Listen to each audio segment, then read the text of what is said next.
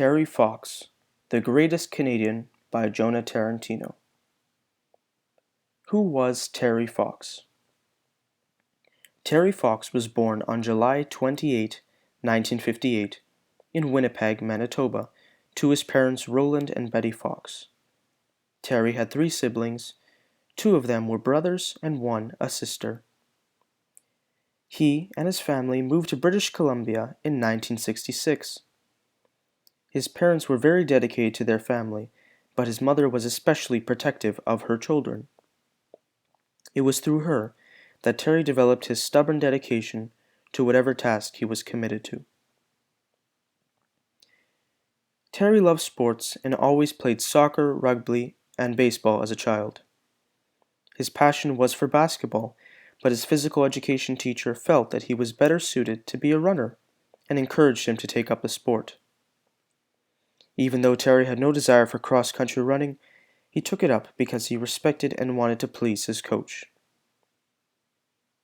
Even though he did so, he always loved to play basketball. Chapter 2: The Accident. On November 12, 1976, as Terry was driving to his home, he became distracted and crashed into the back of a pickup truck. While his car was left undrivable, Terry emerged with only a sore right knee, but he chose to ignore it until the end of his basketball season. By March 1977, the pain had intensified so much that he finally went to a hospital, where he was diagnosed with a type of cancer that often starts near the knees. They told him that his leg had to be amputated and that he would require chemotherapy treatment. Recent medical advances meant that Terry had a 50% chance of survival. Terry learned that just 2 years before this, he would have only had a 15% chance. This improvement in survival rates impressed him the value of cancer research.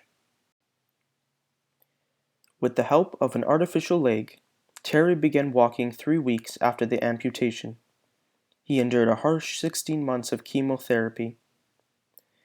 He felt sorry for the other fellow cancer patients that had to suffer and die from the disease. Terry ended his treatment because he felt he owed his survival to medical advances. He wished to live his life in a way that would help others find courage to live on. Chapter 3: What he accomplished. Terry once said, "I'm not a dreamer, and I'm not saying this will initiate any kind of definitive answer or cure to cancer, but I believe in miracles. I have to." To go through all that he went through and still live was a miracle. Terry embarked on a 14-month training program, telling his family he planned to compete in a marathon. But in private, he devised a more extensive plan. He intended to run the whole length of Canada in the hope of increasing cancer awareness. In August 1979, Fox competed in a marathon in Prince George, British Columbia. Even though he finished in last place, his effort was met with tears and applause from the other participants. Following the marathon, he revealed his full plan to his family. First, he wanted to raise $1 million towards cancer research. Soon later, though, that goal was met. He later created the goal of raising $22 million to support his cause, only $1 for each person. He called his run the Marathon of Hope. Chapter 4: The Marathon of Hope. Terry's goal was to run over 5,000 miles from one end of Canada to the other. He began this marathon on April 12, 1980. Terry dipped his right leg into the Atlantic Ocean near St. John's, Newfoundland. That is where he started. His goal was to walk all the way to Victoria, British Columbia. Terry was supported on his run by his best friend Doug Alward, who drove a van behind him and cooked meals for him. Terry was met with many hardships, strong winds, heavy rainstorms, and even snowstorms. These were all in just the first few days of his run. He was disappointed with the reception he received, but was heartened upon arriving in a town in Newfoundland, where the town's 10,000 residents presented him with a donation of over $10,000, a dollar for each person. Terry started to reach his goal. Terry also fought a lot with his friend Doug along the way. Even though they were best friends, they still had many troubles and trials that they faced. When Terry left the Maritimes on June 10, he faced more challenges upon entering Quebec. Because of his lack of French, he couldn't communicate with drivers, and so they would continually try to force him off the road. Terry arrived in Montreal on June 22nd, one-third of the way through his journey. He had collected over 200,000 in donations by then. Terry's run caught the attention of the founder and CEO of Four Seasons Hotels and Resorts. The CEO had just lost a son to melanoma in 1978, just a year after Terry's diagnosis.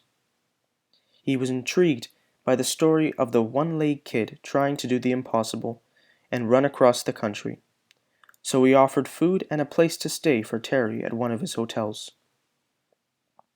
When Terry was discouraged because so few people were making donations, the CEO pledged $2 a mile to his run and persuaded close to 1,000 other corporations to do just the same. His encouragement persuaded Terry to continue on with his marathon. When Terry crossed into Ontario, into the town of Hawesbury, he was met by a band and thousands of residents who lined the streets to cheer him on. The Ontario Provincial Police even gave him an escort throughout the province. On his arrival in Ottawa, Terry got to meet Governor General Ed Schreiser and Prime Minister Pierre Trudeau. In front of 16,000 cheering fans, he performed a ceremonial kickoff at a CFL game. Terry began to see that what he was doing affected people, and soon he began to understand how deeply moved Canadians were by his efforts. When Terry came to Toronto, a crowd of over 10,000 people met him there. He was joined by many people, including NHL star Darryl Sittler, who presented him with his All-Star Game jersey. In that day alone, they estimated that they had collected over $100,000 in donations. As he continued throughout to southern Ontario, he met Bobby Orr, who presented him with a check for $25,000. Chapter 5. It Came Back. The physical demands for running a marathon every day took its toll on Terry's body. But he refused to take a day off, even on his birthday. He frequently suffered shin splints and an inflamed knee. At one point, he suffered a soreness in his ankle that would not go away.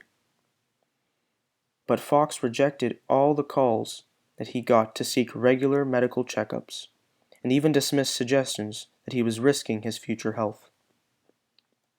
On September 1st, outside of Thunder Bay, he was forced to stop briefly after he had suffered an intensive coughing fit and experienced pains in his chest. Not knowing what to do, he resumed his running. A few miles later, though, the pain got worse, and he asked Alward to drive him to a hospital. He feared that he had run his last kilometer. The next day, he held a press conference, and he announced that his cancer had returned and spread to his lungs. He was forced to end his run after a remarkable 143 days and 3,339 miles. Terry had raised over $1.7 million by the time he was forced to abandon his marathon. A week after his run ended, the CTV television network organized a nationwide broadcast in support of Terry and the Canadian Cancer Society. Supported by Canadian and international celebrities, the 5-hour event raised $10.5 million. Donations continued throughout the winter, and by the following April, over $23 million had been raised in behalf of Terry. He had reached and even surpassed his goal. In the following months, Terry received multiple treatments, but the disease continued to spread. Terry was sent back to a hospital on June 19, 1981. Sadly, though, he fell into a coma and passed away on June 28, 1981, with all his family by his side. Chapter 6: What He Left Behind. Terry still remains a prominent figure in all of Canada. His determination united the nation. People from all walks of life lend their support to his run, and his memory inspires pride in all regions of the country. Terry was just an ordinary person with a dream, but he followed it, and because of that, he inspired many people to do the same today. Terry's organization has donated over $500 million to cancer research. Today, there are Terry Fox runs happening all over Canada, and they help spread awareness and also help Terry's dream and passion to live on. In the end, one Canadian summed it up. Terry, for myself, was and is the definition of what it is to be Canadian.